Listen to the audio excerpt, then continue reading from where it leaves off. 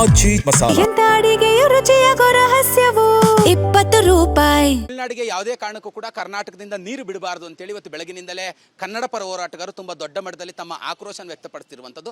ಸದ್ಯ ನಾನೀಗ ಮಲ್ಲೇಶ್ವರಂದಲ್ಲಿ ಅಂದ್ರೆ ಶಿವರಾಮೇಗೌಡರ ನೇತೃತ್ವದಲ್ಲಿ ಪ್ರತಿಭಟನೆ ಈಗಾಗಲೇ ಕೂಡ ಆರಂಭ ಆಗಿರುವಂತದ್ದು. ಸದ್ಯ ಸಾರಾ ಗೋವಿಂದ್ ಅವರು ಕೂಡ ಈಗಾಗಲೇ ಪ್ರತಿಭಟನೆಯಲ್ಲಿ ಜಾಯ್ನ್ ಆಗಿದ್ದಾರೆ. ನಾನು ಕೂಡ ದೃಶ್ಯಗಳಲ್ಲಿ ತೋರಿಸ್ತಾ ಇದ್ದೀನಿ. ತುಂಬಾ ದೊಡ್ಡ ಮಟ್ಟದಲ್ಲಿ ಕನ್ನಡ ಪರ ಹೋರಾಟಗಾರರು ತಮ್ಮ ಆಕ್ರೋಶ ವ್ಯಕ್ತಪಡಿಸಿರುವಂತದ್ದು. ಇವತ್ತು ಬೆಳಗಿನಿಂದಲೇ ಅರಬೆತ್ತಲೆಯಾಗಿ ತಲೆ ಮೇಲೆ ಖಾಲಿ ಬಿಂದಿಗೆಗಳನ್ನ ಹಿಡಿದುಕೊಂಡು ತಮ್ಮ ಪ್ರತಿಭಟನೆಯನ್ನು ವಿನೂತನವಾಗಿ ಮಾಡಲಿಕ್ಕೆ ಈಗಾಗಲೇ ಕೂಡ ಆರಂಭ ಮಾಡಿರುವಂಥದ್ದು. ನಾನು ಕೂಡ ದೃಶ್ಯಗಳಲ್ಲಿ ತೋರಿಸ್ತಿದ್ದೀನಿ. ತುಂಬ ದೊಡ್ಡ ಮಟ್ಟದಲ್ಲಿ ಈಗಾಗಲೇ ಕೂಡ ಹೋರಾಟಗಾರರು ಕೂಡ ಜಮಾಯಿಸ್ತಾ ಇರುವಂಥದ್ದು. ಅಂದರೆ ಕುವೆಂಪು ಪ್ರತಿಮೆ ಬಳಿ ಪೊಲೀಸರು ಈಗಾಗಲೇ ಬ್ಯಾರಿಕೇಡನ್ನು ಹಾಕಿಕೊಂಡು 2 BMTC ಬಸ್ಸನ್ನು ನಿಯೋಜನೆಯನ್ನು ಮಾಡಿರುವಂಥದ್ದು. ಸ್ಥಳಕ್ಕೆ ಹೋಗ್ತಿದ್ದಂತೆ ಎಲ್ಲರನ್ನೂ ಕೂಡ ವಶಕ್ಕೆ ಪಡೀಲಿಕ್ಕೆ ಪೊಲೀಸರು ಈಗಾಗಲೇ ಸಿದ್ಧತೆಯನ್ನು ಮಾಡಿಕೊಂಡಿದ್ದಾರೆ.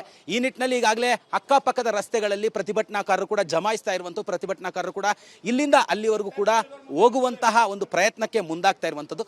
ಸದ್ಯ ಈ ಬಗೆಗೆ ನನ್ನ ಜೊತೆಯಲ್ಲಿ ಮಾತಾಡಲಿಕ್ಕೆ ಸಾರಾ ಗೋವಿಂದ್ ಅವರು ಕೂಡ ಇದ್ದಾರೆ. ನಾನು ಅವ್ರನ್ನೇ ಮಾತಾಡ್ತಾ ಹೋಗ್ತೀನಿ. ಸರ್, ಈಗಾಗಲೇ ತಾವು ಕೂಡ ಪ್ರತಿಭಟನೆ ಮಾಡಲಿಕ್ಕೆ ಮುಂದಾಗಿದ್ದೀರಾ?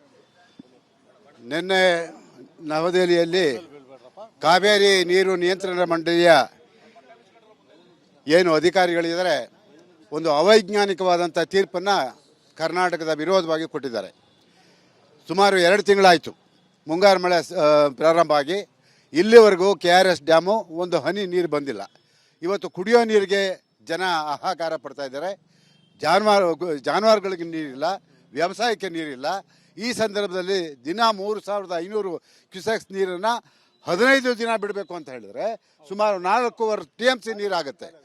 ಇದನ್ನು ಎಲ್ಲಿಂದ ತರಬೇಕು? ನಾವು ಅವೈಜ್ಞಾನಿಕವಾದಂಥ ತೀರ್ಪನ್ನು ಕೊಟ್ಟು ಅಲ್ಲಿಯ ಕೇಂದ್ರ ಸರ್ಕಾರ ಕರ್ನಾಟಕಕ್ಕೆ ಆ ಒಂದು ತಂಡವನ್ನು ಕಳಿಸಿ ಇಲ್ಲಿ ಪರಿಶೀಲನೆ ಮಾಡಿ ಅದರ ವಾಸ್ತವವನ್ನು ತಿಳ್ಕೊಂಡು ತೀರ್ಪನ್ನು ಕೊಡಬೇಕಾಗಿತ್ತು.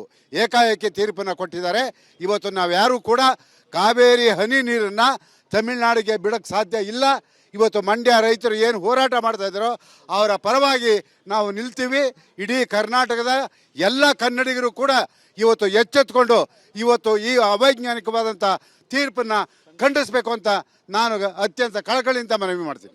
ಕರವೇ ರಾಜ್ಯಾಧ್ಯಕ್ಷರಾಗಿರುವಂತಹ ಶಿವರಾಮೇಗೌಡರು ಕೂಡ ಇದ್ದಾರೆ. ಶಿವರಾಮೇಗೌಡ್ರೆ, ತಾವು ಕೂಡ ಇವತ್ತು ಪ್ರತಿಭಟನೆಗೆ ಮುಂದಾಗಿದ್ದಾರೆ. ಇದು ಎಷ್ಟರ ಮಟ್ಟಿಗೆ ಸರಿ ಅಂತ ನೋಡಿ, ಎಲ್ಲೋ ಒಂದ್ ಕಡೆ ಹಿಂದೆಯಿಂದನೂ ಕಾವೇರಿ ನ್ಯಾಯ ಮಂಡಳಿ ಒಂದಲ್ಲ ಒಂದು ರೀತಿಯಲ್ಲಿ ಕರ್ನಾಟಕಕ್ಕೆ ಕಿರುಕುಳ ಕೊಟ್ಟಿದೆ.